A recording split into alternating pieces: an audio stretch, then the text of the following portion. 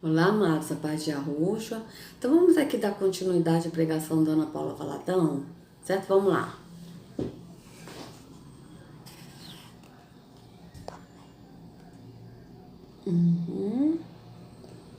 Perfeito, né? Olha bem a fisionomia dela, gente. Reparem bem, né? Então vamos lá. Então eles o exilaram na ilha de Patmos. João foi o único que ficou velhinho e morreu exilado porque não conseguiram matar João. Irmãos, não foi só Pedro que negou Vamos botar Jesus. aqui, peraí. Como meu Senhor. O único apóstolo que não foi martirizado foi João. E a tradição diz o seguinte, que eles jogaram João num caldeirão de óleo fervendo. Mas ele não morreu, irmãos. Então eles o exilaram na ilha de Patmos. João foi o único que ficou velhinho e morreu exilado porque não conseguiram matar João. Irmãos, não foi só Pedro. Então vocês vejam como que a Bíblia é um resumo. Que aí realmente mostra, né, o que o irmão Edinho tem falado do canal Últimos Dias. Que ele diz que a Bíblia é um resumo. Porque aonde estão essas escrituras? Estão nos apócrifos, nas histórias, né? E que complementam a Bíblia. Tá certo? Então vocês vejam bem. Ela aqui tá falando que a tradição, diz que Pedro, a tradição. Aí eu entrei aqui nesse centro de pesquisa de novo da Ellen G. White, né? A falsa profeta, porque, sinceramente, né, amados? Né? Eles creem que ela é a profetisa que tem que ter os livros dela junto com a Bíblia, né? Então, vocês vejam bem. E ela diz aqui, ó, a Bíblia menciona que João foi jogado em um tacho com óleo fervente. Então, vamos lá, vamos ver o que ela colocou aqui. A Bíblia não menciona tal episódio, como Pedro e Paulo. João foi convocado a Roma para ser julgado por sua fé. Tito Flávio Dominiciano era o governador de Roma. Diante das autoridades, falsas testemunhas foram apresentadas e suas doutrinas deturpadas. Veja, falsas testemunhas foram apresentadas, mas foram apresentadas por quem? Com certeza pelos líderes religiosos, mas isso eles ocultam, né? A Bíblia não menciona tal episódio, como Pedro e Paulo. João foi convocado a Roma para ser julgado por sua fé. Tito Flávio Domiciano era o governador de Roma.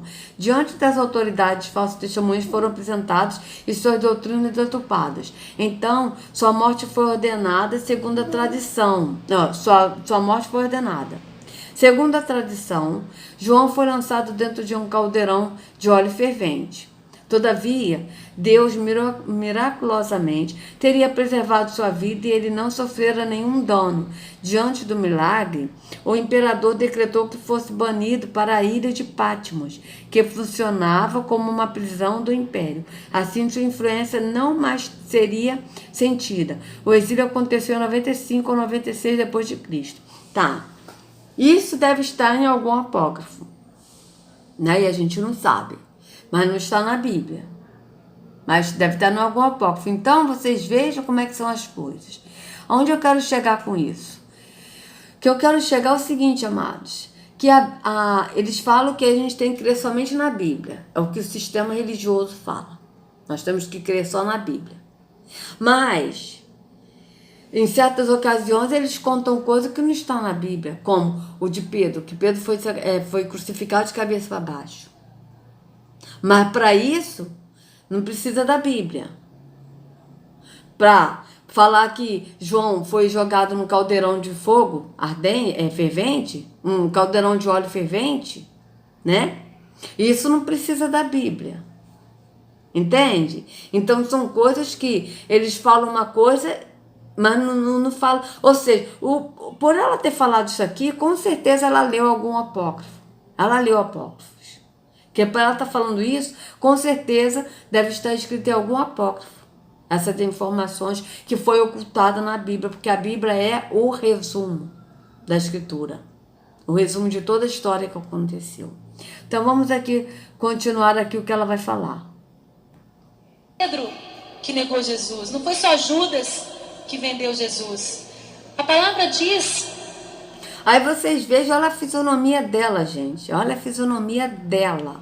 Vocês vejam que essa fisionomia não é uma fisionomia tranquila, é uma fisionomia de preocupação do que ela vai falar, né? Ou seja, ela diz que não foi somente Pedro que negou Jesus, que não foi somente Judas que traiu Jesus, mas ela, de maneira nenhuma, ela diz quem pagou as 30 moedas para Judas.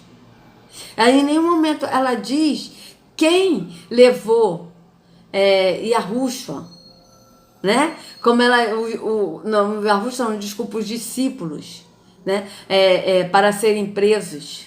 Ela não diz isso, né? Como na parte de Lucas 22, 54. Né? Não, acho que foi Yahushua assim, vamos lá, ó. Lucas 22, 54. Olha.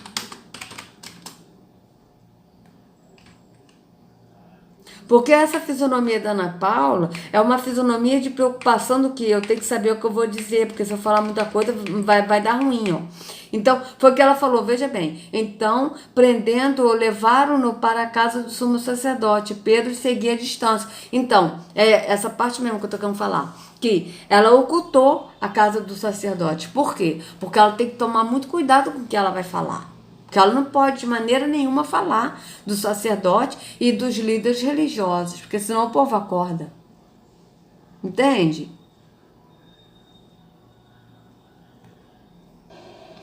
Lá em Mateus,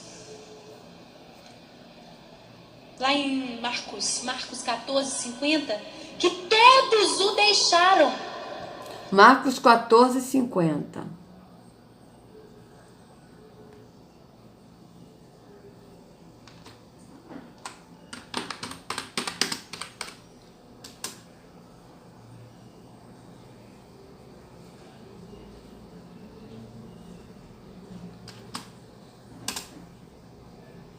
Marcos 14, 50.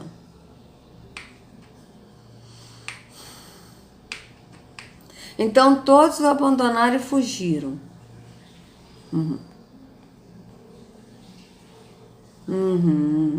Aí que Pedro seguiu de longe até o pátio do sumo sacerdote. Vocês vejam que todos eles estão falando sobre, ó. Aqui, ó. Então Judas Iscariotes, um dos 12, dirigiu-se ao chefe do sacerdote a fim de lhes entregar Yahushua. Vocês vejam que eles estão falando dos chefes de sacerdote, líderes religiosos, todos eles falam. Mas a Ana Paula, ela fala isso com cuidado, por quê? Porque as pessoas não podem ler isso. Veja, faltava apenas 2 dias para a Páscoa e para a festa dos pães sem fermento. Os chefes dos sacerdotes e os mestres da lei estavam procurando meio de flagrar Yahushua em algum erro e matá-lo. Vocês vejam que todos estão falando, líderes religiosos, chefe da lei, mestre da lei, chefe do sacerdote, mas a Ana Paula, ela não pode falar isso aqui. Então, por isso que ela tem essa cara, tá com essa cara de preocupação, veja. Todos o deixaram. Ali no Getsemane, na hora do vamos ver, todos fugiram e o deixaram. E foram esses mesmos discípulos que foram revestidos do poder para não negar Jesus. E eles foram até o fim. Eles não o negaram. Eles não o negaram. Sim, mas como eles não negaram, realmente, de fato, os discípulos foram revestidos do poder do alto e eles não negaram Yahushua. Mas eles não negaram como? Andando no caminho que é Yahushua, permanecendo nele, no que ele ensinou, estando cheio do Espírito e andando no Espírito. Mas só que, o que é não negar a Jesus aqui no tempo de pedra, que a Ana Paula vai falar? Vamos ver? Eles conseguiram, irmãos. O que eles não conseguiam antes, eles conseguiram. Diga, o Espírito Santo é quem me capacita a não negar Jesus. Sim, mas eles conseguiram por quê? Porque eles saíram do físico, da religião, e se converteram a Yahushua, foram para a porta estreita que é Yahushua, que é no espírito. Por isso que eles conseguiram. E aí, Yahushua automaticamente levou o pai, e o pai encheu do espírito. Assim como o pai encheu Yahushua do espírito, o pai encheu os apóstolos do espírito. E assim como o pai tem desistido do espírito, aquele que crê que é o templo e que vai na porta estreita, que é Yahushua.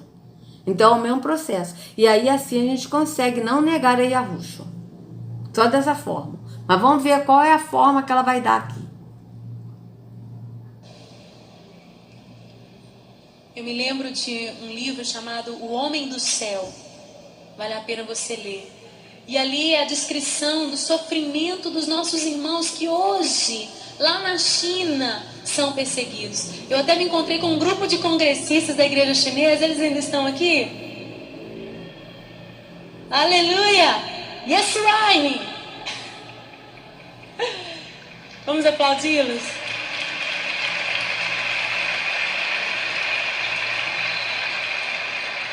Meus irmãos, aquele livro conta sobre os cânticos, os hinos de louvor que a igreja chinesa canta. E é tão interessante, o meu pai também tem um outro livro só de canções da igreja chinesa, são muitas estrofes.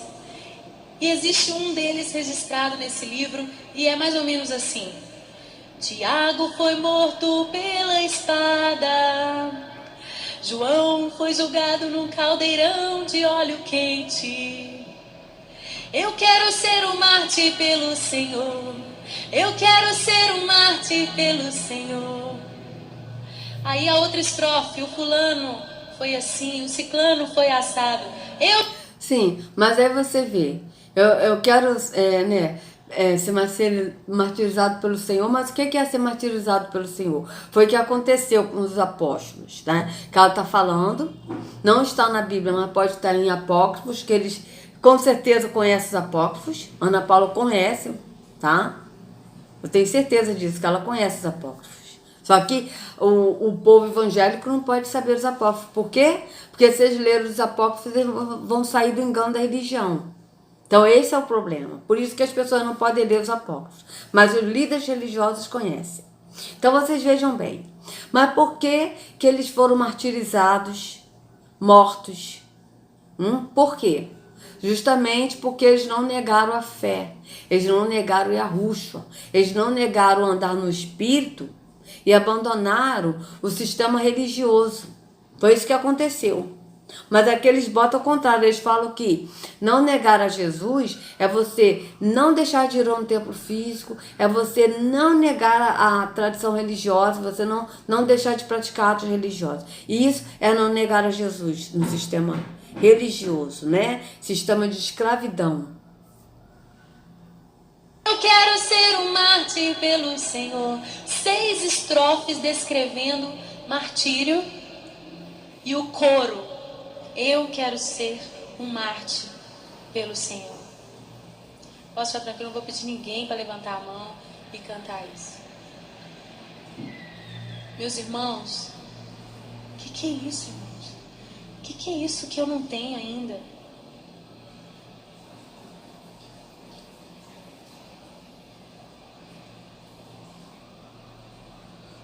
Será que algum dia eu vou ter que ter? Eu quero estar pronta. Eu quero estar pronta. Nossa nação vive tempos de tanta liberdade. Será que isso vai ser para sempre? Eu não sei. Eu tenho que estar pronta a dar a minha vida. Eu já fiz uma oração perigosa um dia. Eu falei: Jesus, eu te peço uma coisa. Eu não quero morrer com tiro de fã. Eu não quero morrer com assalto. Eu não quero morrer com acidente de carro. Eu gostaria muito de viver até 120 anos, do morrer dormindo, gostaria muito. Ser arrebatada, melhor ainda.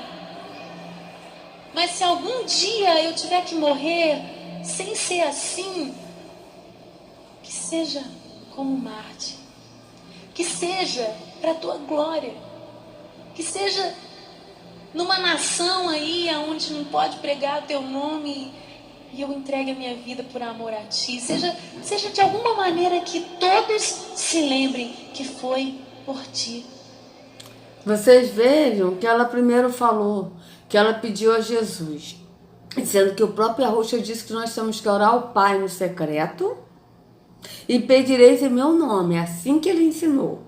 Nós temos que orar ao Pai no secreto, no pensamento, pedir em nome do Filho, tá certo?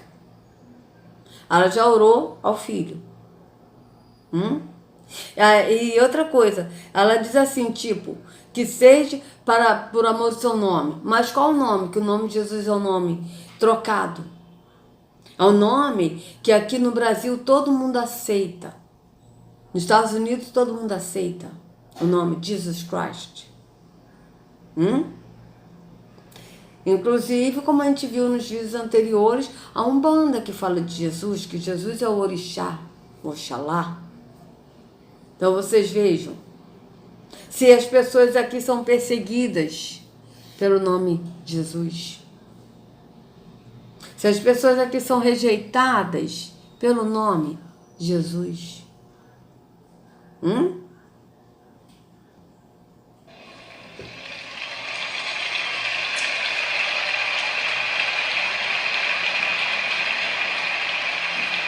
Ai, ai, ai, ai, ai. Mas é isso, gente, é isso que vale. Então, eu queria ler para vocês de um outro livro aqui que é maravilhoso, a Patrística. A história dos padres apostólicos, os pais apostólicos. Temos aqui Clemente Romano, Inácio de... Veja, a história dos padres apostólicos, os pais apostólicos, né? E o que a Arruxa disse em Mateus 23? O que a Arruxa disse em Mateus 23? Vamos ler? Então, e a Arruxa disse à multidão e aos seus discípulos: os mestres da lei e os fariseus se assentam na cadeira de Moisés, ou seja, os líderes religiosos. Estou falando desses. Obedeçam-lhes e façam tudo o que eles lhes dizem, mas não façam o que eles fazem, pois não praticam o que pregam. Eles atam fardos pesados e os colocam sobre os ombros dos homens, mas eles mesmos não estão dispostos a levantar um só dedo para movê-los. E a Arruxa está falando de quem? Dos líderes religiosos. Está falando isso para a multidão. Tudo que fazem é para serem vistos pelos homens. Eles fazem seus filactérios bem largos e as franjas de suas vestes bem longas. Gostam do lugar de honra nos banquetes e dos assentos mais importantes nas sinagogas. Não é isso que acontece? De serem saudados nas praças e de serem chamados rabis. Aí ele se dirige aos líderes religiosos e ele fala para os líderes religiosos, veja: mas vocês não devem ser chamados rabis. Um só é o mestre de vocês e todos vocês são irmãos. A ninguém na terra chamem pai, padre, ordem de Arruxa. Olha o que ele disse: a ninguém na terra chamem pai. Esse pai aqui não está falando pai biológico, mas está falando pai espiritual, guia espiritual. Porque vocês só têm um pai, aquele que está nos céus. Tampouco vocês devem ser chamados chefes, porquanto vocês têm um só chefe, o Yahushua. Chefe, mestre, que chefe, mestre. O maior entre vocês deverá ser servo, pois todo aquele que a si mesmo se exaltar será humilhado, e todo aquele que a si mesmo se humilhar será exaltado. Então, vocês vejam bem, e aqui ele continua falando, como a gente já leu várias vezes, Mateus 23, falando para os líderes religiosos: ai de vocês, mestres da lei, fariseus hipócritas, e assim vai indo. E assim vai indo. Então, vocês vejam bem, né? Mas aqui a Ana Paula está falando do livro do padre, né? Dos padres e que são pai. E sendo que o Arruxa falou o contrário. patrística. A história dos padres apostólicos, os pais apostólicos, temos aqui Clemente Romano, Inácio de Antioquia, Policarpo de Esmirna, o pastor de Hermas, Pápias. Então são as cartas aqui. E essa foi uma carta escrita para a igreja de Esmirna, sobre a igreja de Esmirna. Vou ler aqui a introdução. Diz aqui, a igreja de Deus... Então vocês vejam que foge totalmente do que está escrito na Escritura. Eles não seguem Yahushua, eles seguem tradições religiosas, porque padre, é sistema religioso, não tem nada a ver com Yahushua, porque ele disse que um só nosso Pai que está nos céus. Então vocês vejam que foge. Que vive como estrangeira. Quantos aqui são estrangeiros? Né? A nossa pátria está lá no céu, irmãos. Vive como estrangeira em Esmirna, para a igreja de Deus que vive como estrangeira em Filomélio e para todas as comunidades da Santa Igreja Católica. Irmãos, naquela época não tinha igreja protestante. Glória a Deus, aleluia. Vamos aprender dos nossos pais. Que vivem como estrangeiras em todos os lugares. Vamos aprender dos nossos pais. Vocês vejam que a Yahushua disse, a ninguém chamei de pai, porque um só é o vosso Pai que está nos céus. Então vamos aprender dos nossos pais. Quais são os pais? Os padres. Por quê? Porque ela mesmo disse, entre linha, ela disse naquela época não existia a igreja protestante. E por quê? Existia a igreja católica.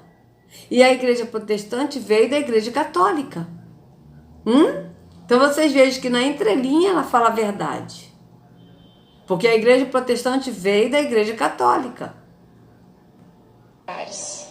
Que a misericórdia, a paz e o amor de Deus e de nosso Senhor Jesus Cristo sejam abundantes.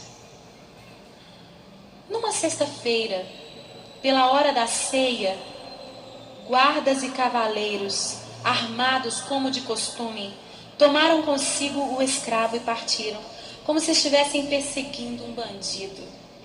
Chegando pela meia-noite, encontraram-o deitado num pequeno quarto do piso superior. Ele podia ainda fugir daí para outro lugar, mas não quis e disse, seja feita a vontade de Deus. Ouvindo que tinham chegado, ele desceu e conversou com eles, que ficaram espantados com a sua idade veneranda, com a sua calma e com tanta preocupação por capturar um homem tão velho. Ele imediatamente mandou que lhes dessem de comer e beber à vontade, e pediu que lhe concedessem 1 hora para rezar tranquilamente. E lhe concederam. Então ele, de pé, começou a orar, tão repleto da graça de Deus, que por 2 horas ninguém pôde interrompê-lo. Os que o ouviam ficaram espantados e muitos se arrependeram de ter vindo prender um velho tão santo. Quando por fim terminou de orar, lembrou-se de todos aqueles que tinha conhecido, pequenos e grandes, ilustres ou obscuros, e de toda a igreja espalhada por toda a terra. Chegando a hora de partir, fizeram-no montar sobre um jumento e o levaram para a cidade. Era o dia do grande sábado. Herodes, o chefe da polícia, e seu pai Nicetas foram até ele. Fizeram-no subir ao seu carro e, sentando-se ao seu lado, procuravam persuadi-lo, dizendo: que mal há em dizer que César é senhor, oferecer sacrifícios e fazer tudo mais para salvar-se? De início, ele nada respondeu. Como insistissem, ele falou: não farei o que vós estáis me aconselhando. Não conseguindo persuadi-lo, lançaram-lhe todo tipo de injúrias e o fizeram descer do carro tão apressadamente que ele se feriu na parte da frente da perna. Sem se voltar, como se nada houvesse acontecido, ele caminhou alegremente em direção ao estádio. Aí, o tumulto era tão grande que ninguém conseguia escutar ninguém. Quando Policarpo entrou no estádio, veio do céu uma voz dizendo: sê forte, Policarpo, sê homem. Ninguém viu quem tinha falado, mas alguns dos nossos que estavam presentes ouviram a voz. Finalmente o fizeram entrar, e quando souberam que Policarpo fora preso, levantou-se grande tumulto. Levado até o procônsul, este lhe perguntou se ele era Policarpo. Respondeu que sim.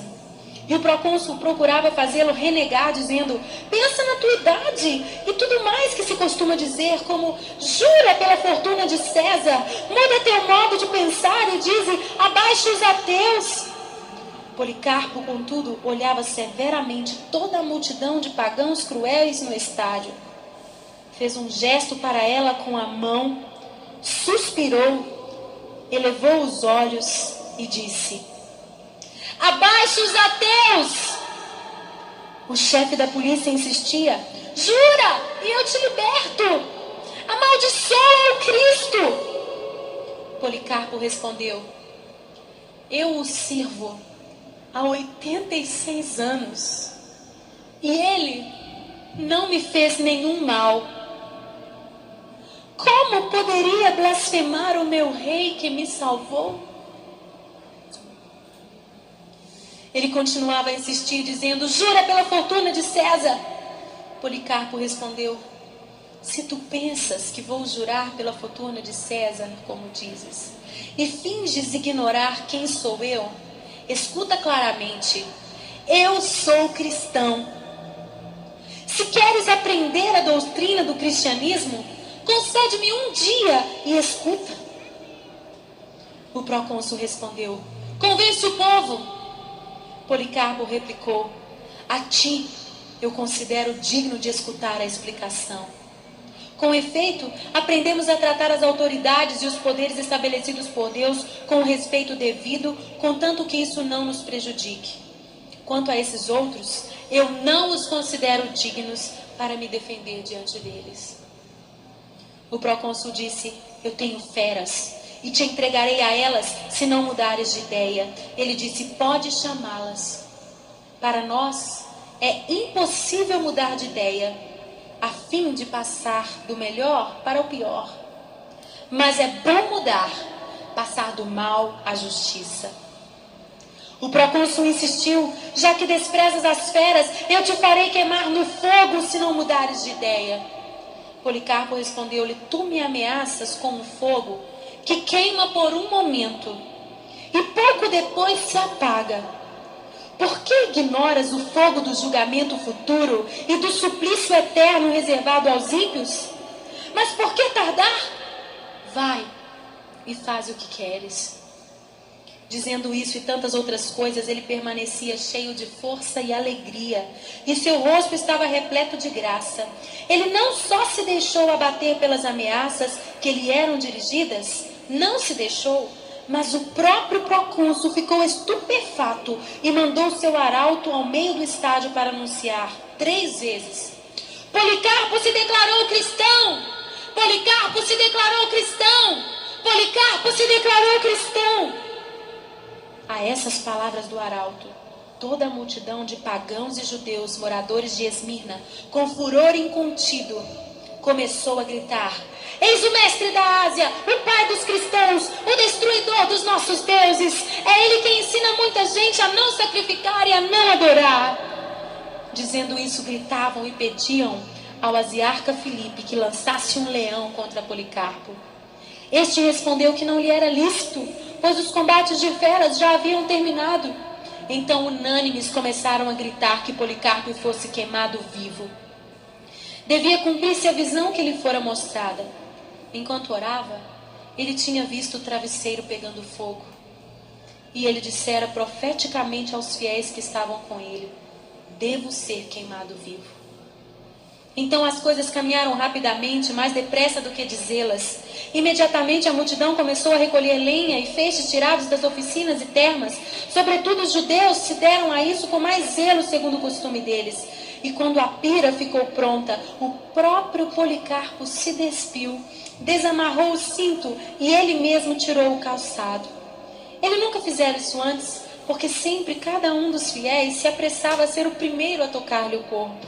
Mesmo antes do martírio, ele já fora constantemente venerado. Imediatamente, colocaram em torno dele o material preparado para a pira. Como queriam pegá-lo, ele disse: deixai assim. Aquele que me concede força para suportar o fogo, dar-me-á força para permanecer imóvel na fogueira, também sem a proteção de vossos pregos. Então não o pregaram, mas o amarraram. Com as mãos amarradas atrás das costas, ele parecia um cordeiro escolhido de grande rebanho para o sacrifício. Holocausto agradável, preparado para Deus.